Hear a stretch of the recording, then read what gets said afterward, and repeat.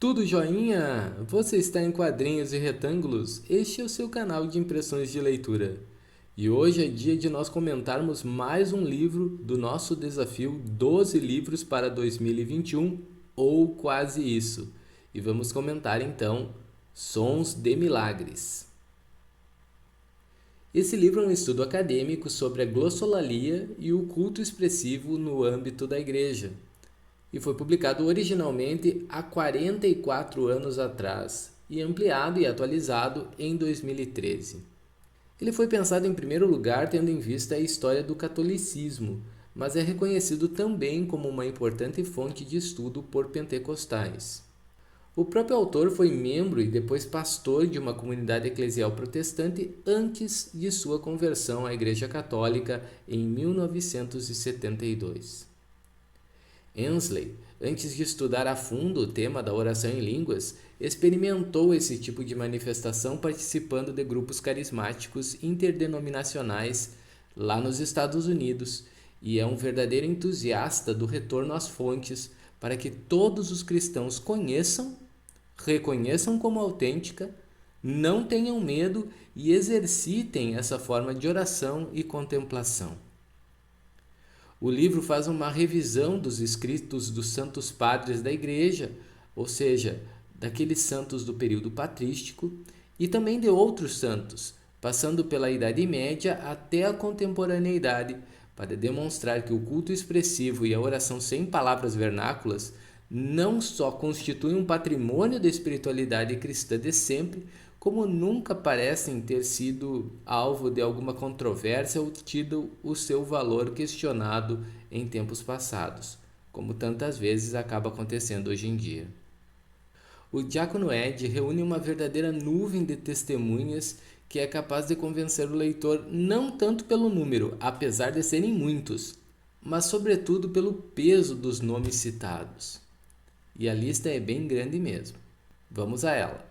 Santo Tomás de Aquino, Santo Agostinho, São João Crisóstomo, São Gregório de Nissa, Santo Hilário, São Jerônimo, Santo Isidoro de Sevilha, São Bernardo, São Gregório Magno, Santo Ambrósio, São Basílio, São Paulino e a sua esposa Santa Terásia, São Pedro Crisólogo, São Germano, Agostinho da Cantuária, São Domingos, São Boaventura, Santa Teresa d'Ávila e suas irmãs carmelitas, São João da Cruz, São Francisco de Assis e os primeiros franciscanos, São Felipe Neri, São José de Cupertino, Santa Maria Madalena de Pazzi, Santa Cristina a Admirável, Santa Catarina de Gênova, Santa Catarina de Sena,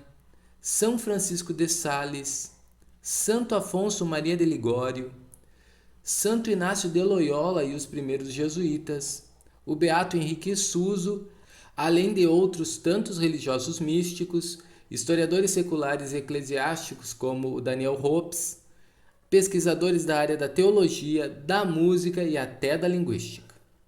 Hensley procura evidenciar a relação entre o dom das línguas, descrito nos Atos dos Apóstolos e nas cartas do Novo Testamento, bem como certas manifestações de louvor a Deus presentes nos Salmos, com o que os escritos patrísticos chamam de júbilo ou jubilação.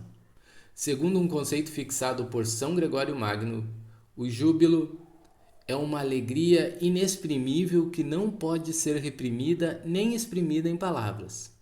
E em outra citação do mesmo santo nós lemos: usamos o termo júbilo para descrever quando concebemos tamanha alegria no coração que não conseguimos expressá-la em palavras. E apesar disso, o coração desafoga aquilo que está sentindo por meio da voz, o que não consegue fazer pelo discurso ordenado. O ato de jubilar seria a origem do Aleluia cantado antes da proclamação do Evangelho na liturgia católica, por exemplo.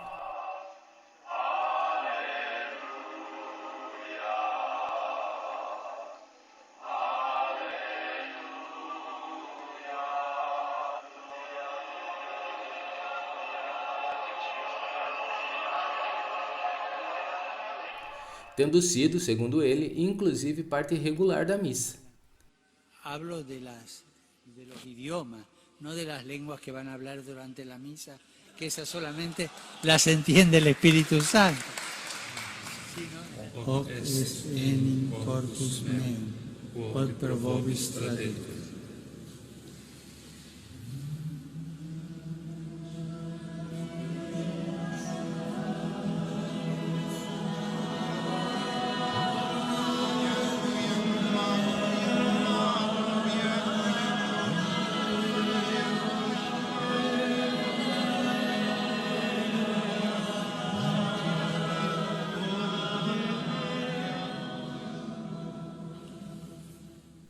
Bem como a origem do canto gregoriano e da própria música ocidental como um todo.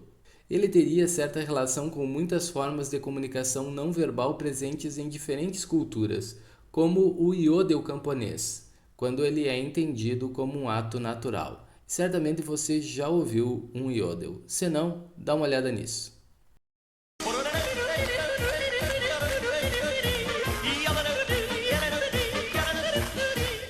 No entanto, o Diácono Ed distingue a jubilação natural cristã do júbilo musical, que seria uma canção espiritual improvisada que não se limita ao uso de palavras vernáculas, e também da inebriação espiritual ou júbilo místico, que são os sons sem palavras acompanhado de gestos durante uma experiência espiritual intensa.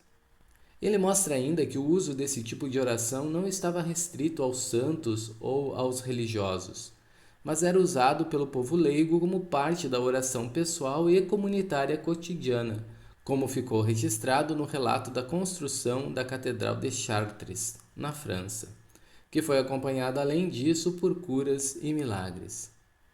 E ao contrário do que se costuma supor, o autor mostra que são os cultos pentecostais contemporâneos que resgataram a expressividade das celebrações católicas, e não grupos católicos carismáticos que copiaram as expressões protestantes, apesar de reconhecer uma influência mútua entre as vertentes cristãs no processo de manutenção do culto expressivo ao longo dos séculos.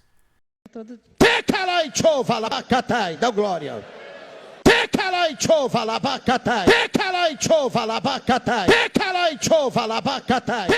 O diácono aponta ainda as reuniões da Renovação Carismática Católica como manifestações que estão em profunda harmonia com a rica tradição da espiritualidade católica e que a oração em línguas, realizada nos grupos carismáticos, é uma forma de jubilação que não deveria ser alvo de tanta controvérsia. Esse livro é, sem dúvida, uma leitura fundamental para quem se interessa pelo tema, e mesmo sendo um trabalho acadêmico, apresenta uma linguagem extremamente acessível e até familiar em alguns trechos. As ideias são apresentadas de maneira clara e são retomadas constantemente, sem romper a progressão semântica ou a coesão textual. Essa edição aqui da Eclésia possui algumas poucas falhas de digitação que não chegam a atrapalhar a leitura, mas que seria interessante serem corrigidas numa próxima tiragem. Então, pessoal, agora eu quero mostrar um pouco desta edição. Ela possui orelhas, inclusive aqui está a foto do Diácono Ed.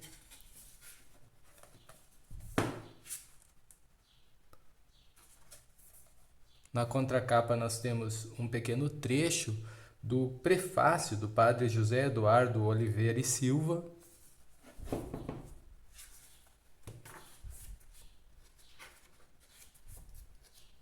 O prefácio da edição brasileira, tem também o prefácio da edição americana.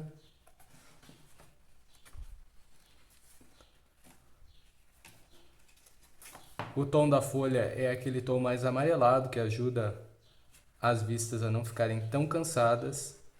E nós temos ainda no final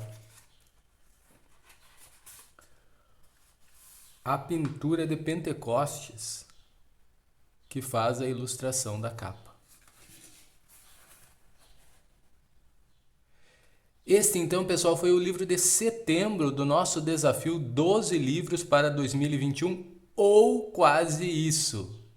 Se você já leu, se você conhece ou se você tem interesse neste tema, não esquece de curtir este vídeo, de se inscrever aqui no canal para ver mais conteúdos desse tipo e de deixar aqui nos comentários a sua impressão de leitura sobre sons de milagres.